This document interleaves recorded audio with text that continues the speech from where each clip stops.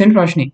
ශාක සෛල වර්ග කීපයක් සහ ඒවායේ කෘත්‍ය පහක් දැක්වේ. බලන්න ශාක සෛල ගැන සහ ඒවායේ කෘත්‍ය දෙනවා. දෘಢස්තර සෛල වර්ගය තියෙනවා. ඒක සන්ධාරණය සපයන එක. අනිවාර්යෙන් ගන්න පුළුවන්. හරිද? සන්ධාරණය සපයනවා. ස්ථිර කෝණාස්තර ගත්තට පස්සේ ජලය ගමන් කිරීම. හරි. ගොඩක් වෙලාවට හැබැයි ජලය ගමන් කරන්න පාවිච්චි කරන්නේ අපි ස්ථිර කෝණාස්තර නෙමෙයි. බලමු අපි ඉස්සරහට ගිහලා මේ උත්තරත් එක්ක ගලපන විදිය. මේකේ අහලා තියෙන අපි ප්‍රශ්නේ සියලුම සෛල වර්ග කෘත්‍ය සංකලන නිවැරදිව තියෙන එකනේ. ඒත් එක්ක අනිවාර්යෙන් P සෙට් වෙනවා. හරිද? වෙන මොකක්වත් මේ දෘಢස්තර වලට මෙතනින් ගන්න බෑ. පීඨ සංචිත කිරීමක් කරන්න කවුද? පීඨ සංචිත කිරීම කරන්නේ මෙන්න මේ මෘදුස්තර. හරි මම කියා කරගන්න එපා. මෘදුස්තර මේ හරි ගලපලා එයා කරගන්න. තුවාල සෝවීමට දායක වෙන්නේ ගොඩක් වෙලාවට මෘදුස්තරම තමයි. මම එකක් මෙහෙම දාගන්න. වාහකාභ වලින් තමයි මෙන්න ජලය ගමන් කරන වාහකාභ. හරි. දැන් බලන්න මේ තුන් උත්තර වලින් AQ. හරිද? AQ සෙට් වෙන්නේ නැහනේ. අනිවාර්යෙන් AP වෙන්න ඕන. හරිද?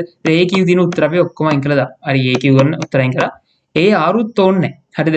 දෘಢස්තර පිෂ්ඨ සංචිත කරන්නේ මොකද ඒක? ජීවිසෛලයක්නේ.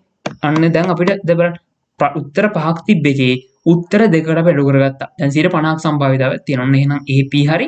ඊපස්සේ Bත් එක්ක ස්ථිර කෝණාස්තර අපි පොර දන්නේ නැහැ. ඔතන හිතන්නකෝ. හස්ලෝ කරන්නකෝ. එයාත් සාමාන්‍යයෙන් සන්ධාරණය පැත්තට තමයි යන්නේ. හරි. ඊට අපි හිතනවා BP වගේ තමයි ඉන්න ඕනේ කියලා. අපි ඉස්සරහට බලලා.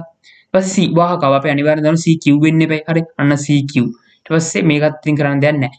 අවසානකට දැන් D මුදුස්තර. D ආරුත් වෙනවා DS දැන් උතනින් හරි තේරෙන ගන්න බෑ. මොකද මුදුස්තර වල සාමාන්‍ය තුවාල සොවීමකටත් දෙනවා. වගේ පිෂ් සංචය කිරීමකුත් කරනවා.